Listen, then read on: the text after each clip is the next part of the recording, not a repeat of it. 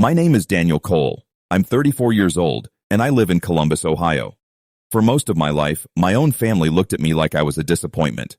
If you had told me 5 years ago that the same people who called me a failure at every dinner table would one day be standing in my office begging me not to raise their rent, I would have told you that you were crazy. But this isn't a story about anger.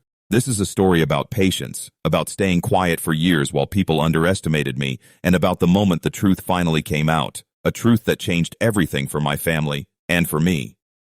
This is the story of how I became the landlord of the very people who never believed in me. Growing up, I wasn't the golden child. That title belonged to my older brother, Marcus. Marcus was the one who got the sports scholarship, the one who became a regional sales manager by 26, the one my parents talked about at every family gathering like he was a walking trophy. I was the quiet one, the one who liked numbers more than parties. While Marcus was out being celebrated, I was in my room studying real estate listings, reading about property investment, teaching myself how markets worked. Nobody in my family thought that was a real job. My father used to say, "Numbers on a screen don't pay bills, Daniel. Get a real career." I didn't argue. I just kept working, quietly, in the background. While everyone else was busy being impressed by Marcus, I was saving every spare dollar I earned from a modest accounting job and putting it into small property deals nobody knew about. At first, it was just comments, little jokes at holidays. "How's the pretend business going, Daniel?" my father would ask, and everyone would laugh. My mother would gently change the subject whenever I tried to talk about my work, as if it embarrassed her. Then it got sharper. When my sister Rachel got engaged, my parents threw her a party at a rented hall and didn't even ask me to help plan it. Not because they didn't need help, but because, in their words, "This needs to look nice, Daniel. Let the professionals handle it." I remember standing in the corner of that party, holding a drink I wasn't really drinking, watching my family celebrate around me like I was invisible. Nobody asked what I'd been building. Nobody asked why I always seemed a little tired, why I disappeared some weekends. They just assumed I had nothing going on worth asking about. The real turning point came 2 years ago. My parents and Marcus were renting apartments in a new complex that had just gone up outside the city. Modern units, nice amenities, a property everyone in town was talking about. Rachel moved into a unit there too, once she got married. At every family dinner, they'd talk about their new apartments like status symbols. "You should see the gym in our building," Marcus would say. "Way nicer than anything you could afford, I bet," he'd add, laughing, not really joking. What none of them knew was that I had spent the last 3 years quietly acquiring property through a holding company under a name that wasn't mine, a company I had built specifically so people wouldn't recognize it.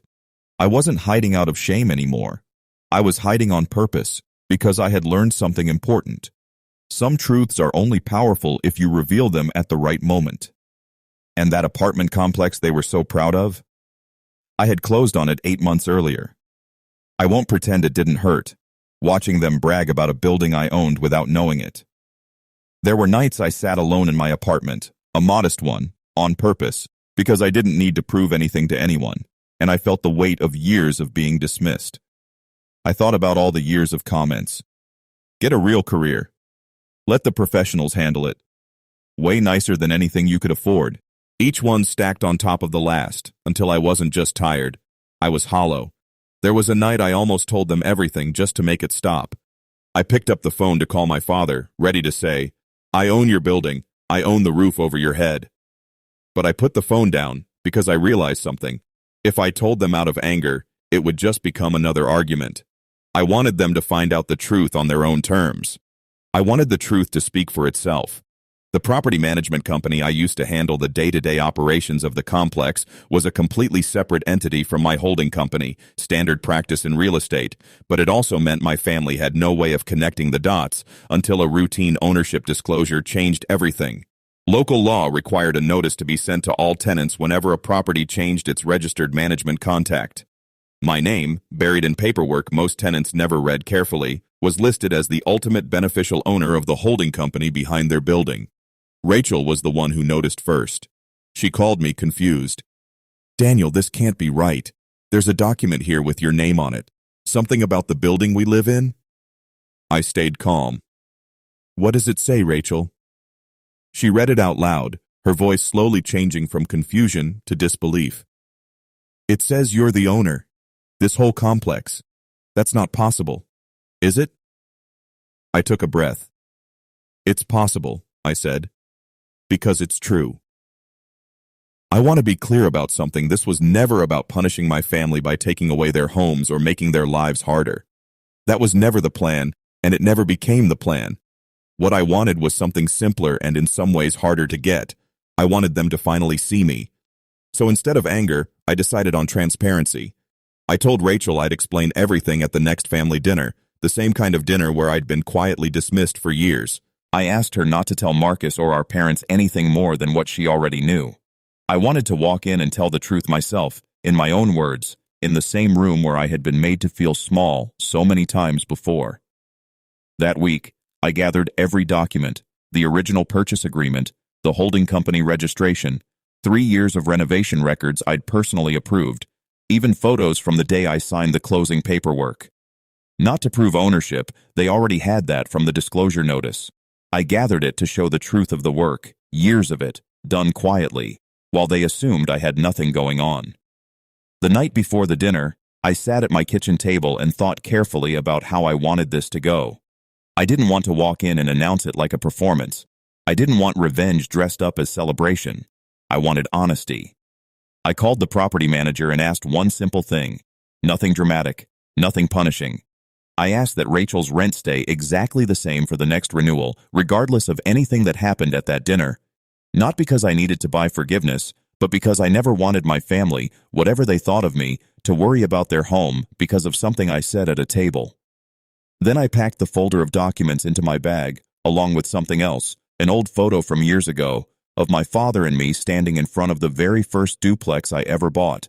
Back before I told anyone what it was for, I had told him it was just a work trip. He'd forgotten it. I hadn't. Dinner started like it always did, Marcus talking about a new client he'd landed, my mother asking Rachel about wedding photos, my father pouring wine and steering the conversation exactly where he always did. Then Rachel looked at me, and I nodded. "There's something I need to tell all of you," I said.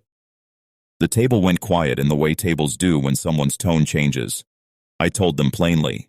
I told them about the years of saving, the small first deal, the slow build, the holding company, and finally, the apartment complex they all lived in, or had lived in. I told them I hadn't done it to trick them, or to make them feel small. I told them I had simply stopped trying to convince people who weren't listening, and instead spent that energy building something real. My father's face went pale first. Marcus put his fork down and didn't pick it back up.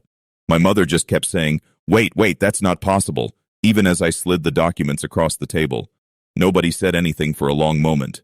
Then my father said quietly, "All this time we thought you were struggling, and you were the one holding the roof over our heads." I didn't gloat. I didn't need to. I just said, I wasn't struggling. I just never needed anyone to notice me to keep going. In the weeks that followed, things didn't magically become perfect. Old habits and old words don't disappear overnight. But something shifted. My father started asking real questions about my work, not jokes.